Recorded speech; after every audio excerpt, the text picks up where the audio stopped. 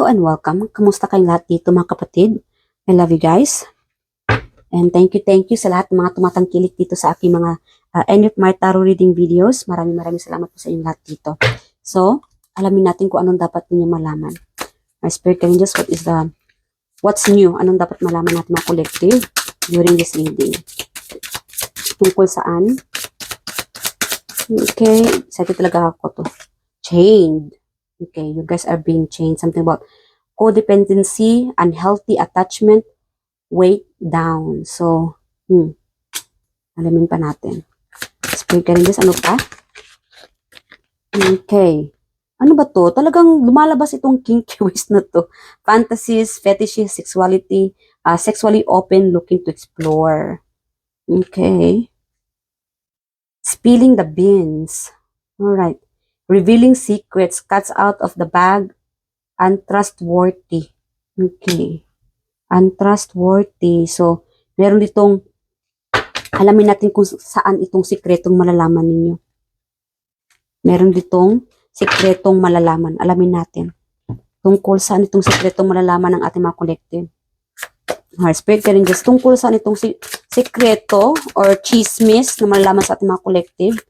What is this all about? About this spilling the beans? Wow, marami ito.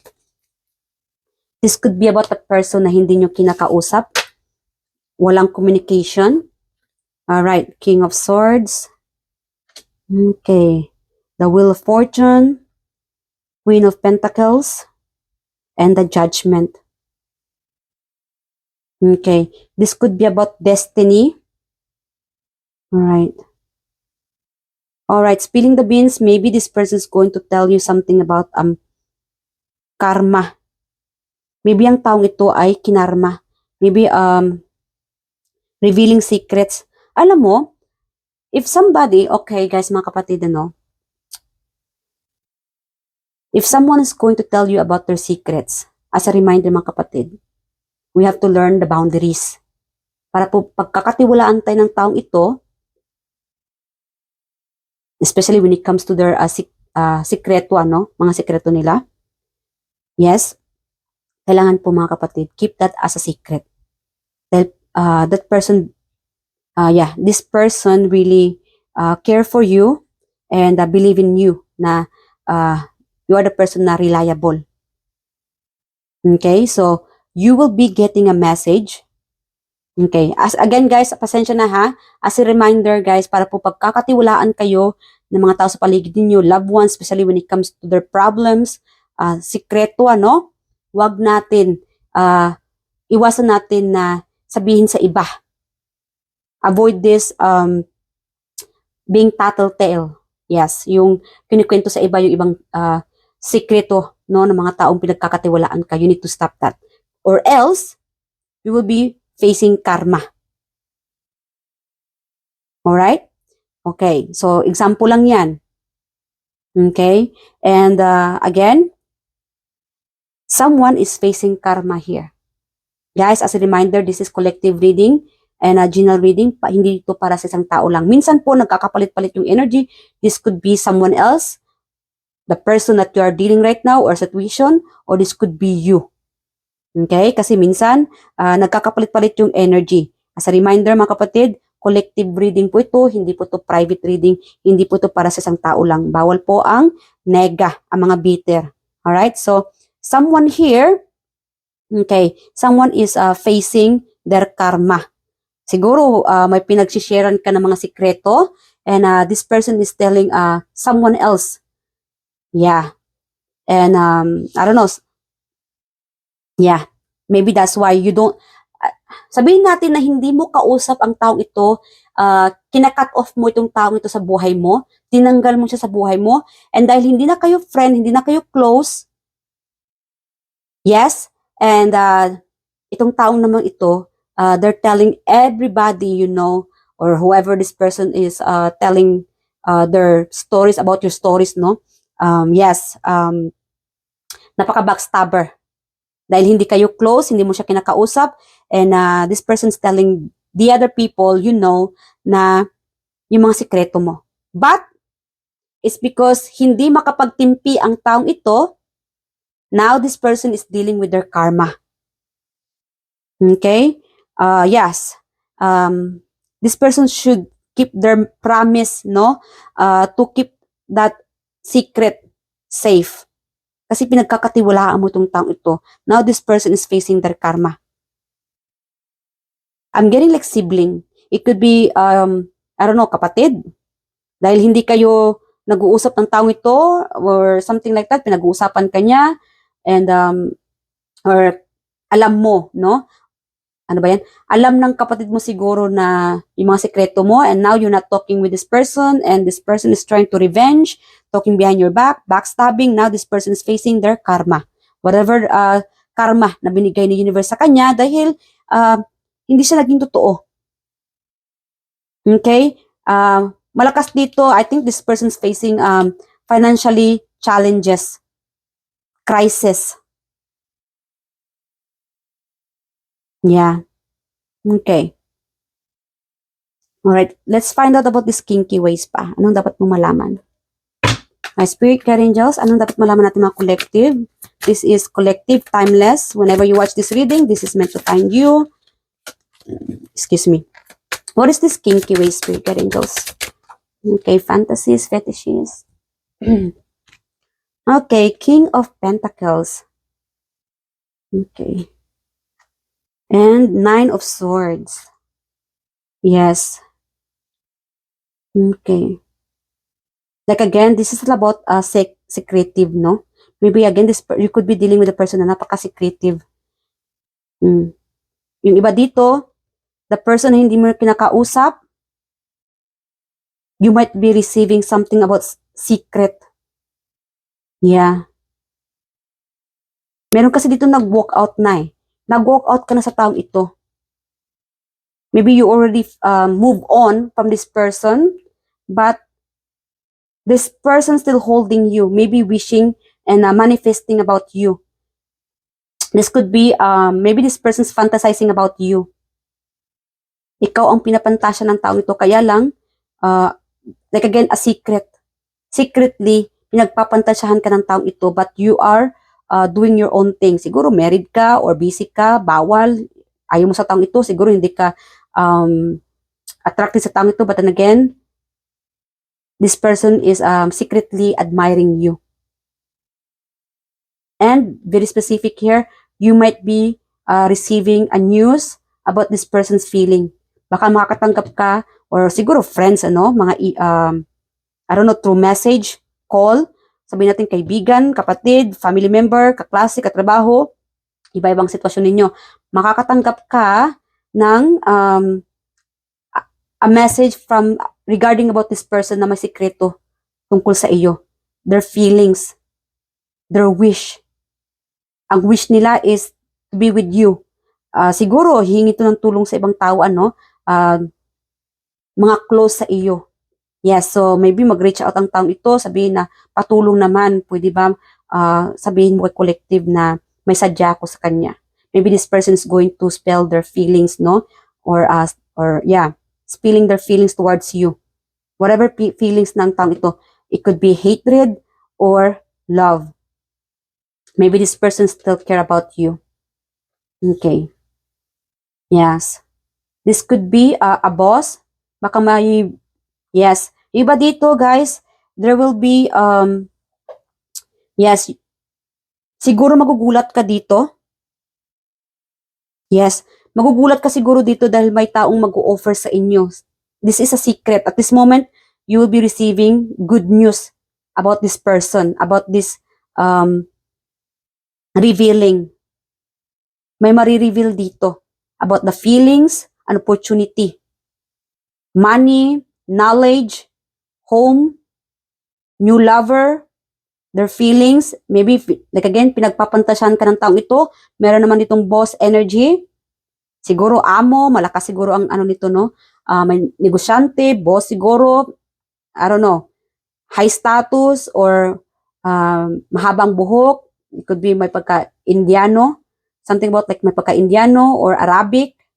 Maybe you are dealing a foreigner. Yes. Yeah. At this moment, this person is very secretive, You are dealing with a person na napaka-secretive. And soon, this person is going to offer you either you will be receiving, kasi ang taong ito, meron kasing hihingi ng tulong towards your, siguro sa family members, I don't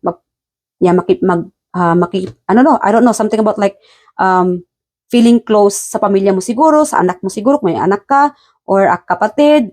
Yeah, this person is going to ask help, no, para, maybe, like again, mahihiyain siguro itong taong ito. Baka nahiya siya na, or maybe this person doesn't know how to start a conversation with you, na makipag-usap sa iyo. Whatever this person plan, yes, kasi may pagpaplano dito Karamihan dito sa inyo, wala kang alam sa plano ng taong ito. Kasi ang taong ito ay napaka-secretive. Yes, meron tong opportunity, love life, buhay pag-ibig, feelings. Yes, there is something about marireveal. You will be receiving something na marireveal towards this person's feelings. A secret. Okay. Our spirit can just, what about this? Change. Okay. Codependency, unhealthy, attachment, weighting down. So, meron itong change. Ano ito? Meron dito siguro, you might be dealing with a person na, kaya siguro secretive, no? Ang taong ito dahil hindi niya ma-express ang nararamdaman niya sa iyo dahil siguro kasado, na-stuck pa siya, in a relationship pa, and siguro nahihirapan ang taong ito na iparating sa iyo ang nararamdaman niya, ang kanya, sabihin natin na obsessed pa rin siya, dahil nga, di ba, hindi siya pwede.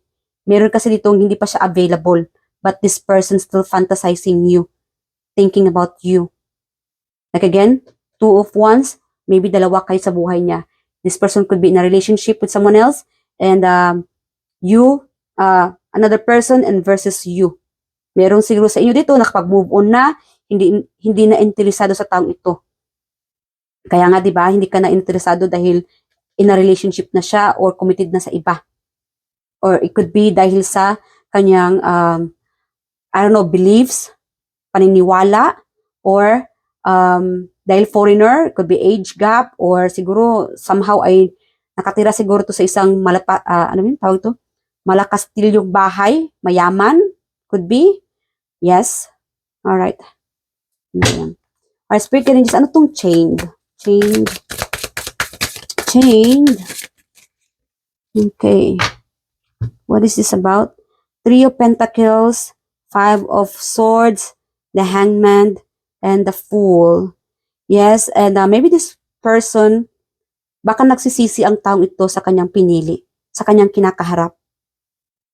No? Stuck siya dahil this could be related sa pera, investment, baka nakapag-invest na siya sa iba. Like again, 3, maybe this person already married. Siguro, there could be like age gap, kaya may bawal. Kaya nga, di ba, na-change up na siya siguro, kasal na, or dahil sa beliefs, or dahil foreigner siya, or again, may bawal sa taong ito. Kaya nga hanggang ngayon, tinatago-tago niya ang kanyang lihim na nararamdaman tungkol sa inyo. Dahil bawal. Dahil nakapag-invest na siya sa iba. May sariling pamilya na, and yes, there will be conflict. Okay. Dahil, this relationship between you and this person, ang daming mga bawal, ang daming hindi pwede.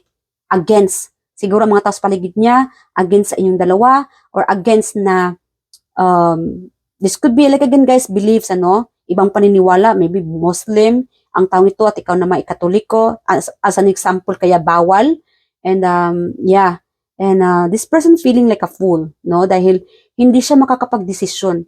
Maybe someone else, no, maybe this person is following someone else's decision.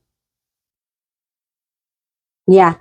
Whatever this person's situation, or they choose someone else or something else over you. Hindi niya sariling desisyon ang pinili niya. Pinili niya ang ibang desisyon. Maybe a mother, a sister, someone na siyang nagdidesisyon sa kanyang buhay. And now this person stuck.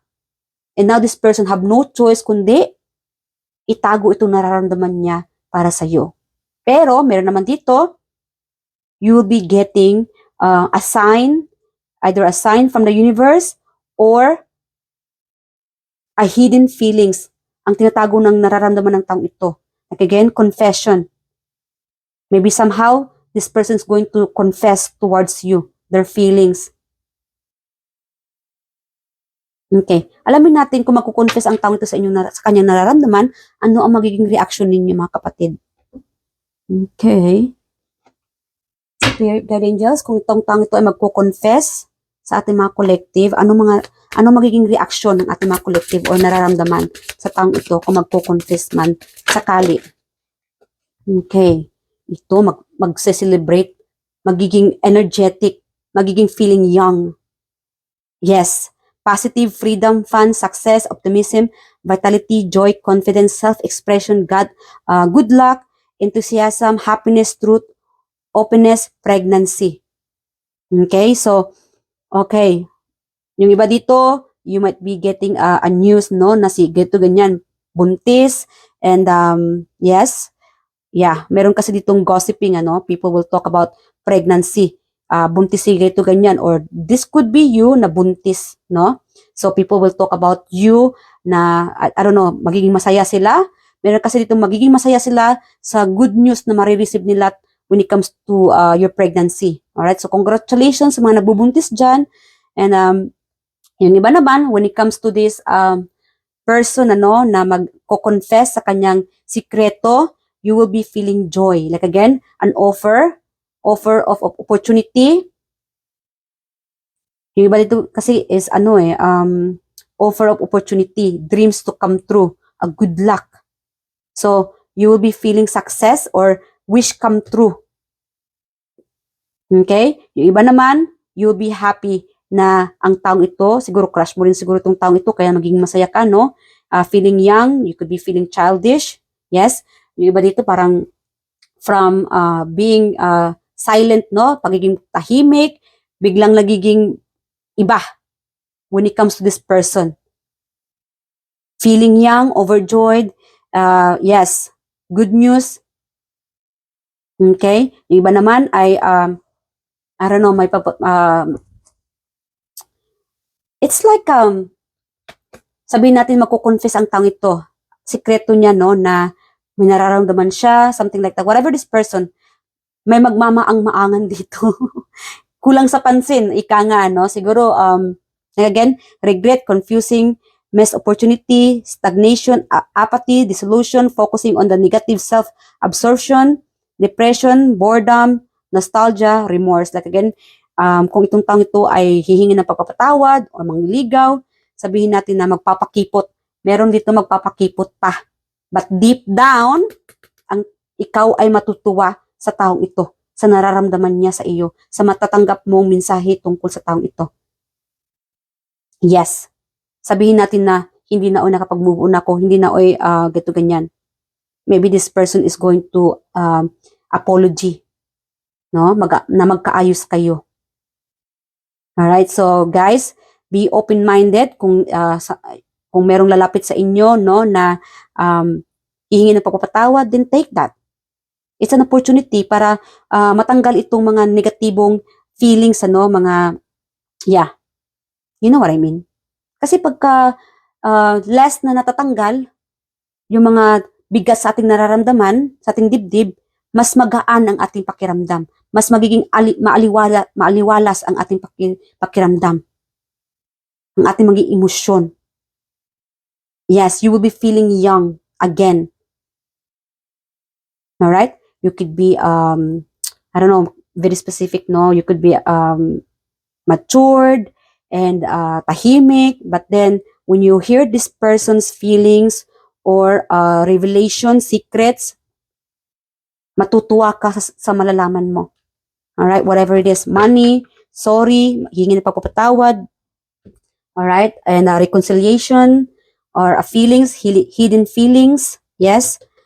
Okay, so hindi na po uso para magmaang-maangan or para maging or pakipot. O siguro tayo mga Pilipino mga dalagito, or dalagang Pilipina, ika nga kailangan talaga magpapakipot muna. Lalo-lalo na kung taong ito ay very specific mangliligaw sa inyo.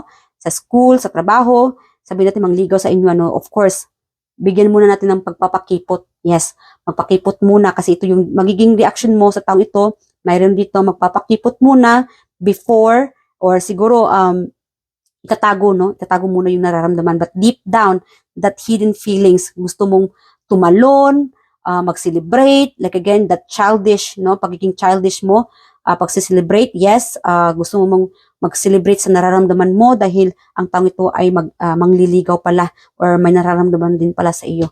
Like again, this could be like a mutual feelings. Parehas kayo ng nararamdaman ng taong ito.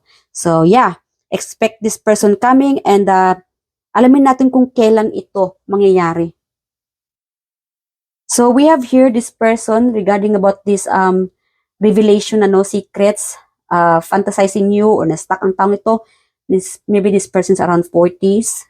And again, magiging feeling young ang taong ito when it comes to you or 50 plus. Yes. Kaya nga siguro may bawal, no? Dahil maybe this person is like I don't know, you could be dealing like senior citizen. I'm sorry guys but katuwaan lang ito. And yeah, could be like age gap. Kaya may bawal sa inyo.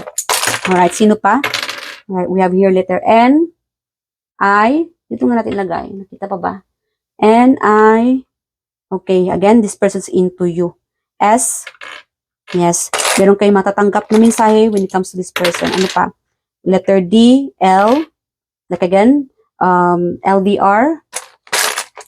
Ano pa? Spirit Rangers, who's this person? W, I. Okay, sino tong taong ito magre-reveal sa ating mga collective? Letter T, V. Maybe ang taong ito nakikita nyo sa TV, television. Okay, ano pa? Wait. E or F. Kasi kanina nag-ano yung E, but nag-flip nung kinuha ko, naging F. So, this could be your twin flame. Nakuha ko yung twin flame. Yes. Yeah. Meron tayong twin flame. Or spirit guardian guys, ano pa? Kailan?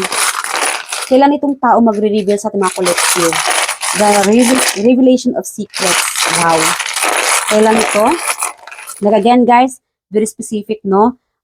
Itong tao, from the beginning sa reading natin, dahil wala kayong pag-uusap, maybe this person is going, spilling your secrets sa iba, revealing your secrets. So, like again guys, hayaan na sa universe na mag-deal sa taong hindi pagkakatiwalaan pala. Dahil nga, di ba, may mga, I don't know, hidwaan or naging ex nyo na.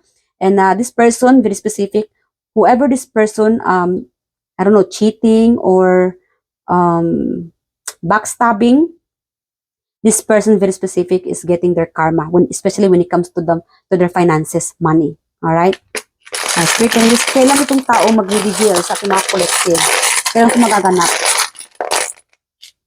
Okay, ano pa? 6. We have here 6. Again, this could be time, 6 hours, weeks, days, months. Ano pa? We have here, ano to? I or 1. Okay, 7. Ano pa? Ano pa? Kailan ito mag-reveal? And 9. 96. Maybe this person was born during 1996. Okay. Or 69, 61, 71. Whatever this number na nandito, meron tayo dito, that could be signified sa taong makakatanggap kayo ng mga revelation, mga sikreto, or you will be hearing about this person soon.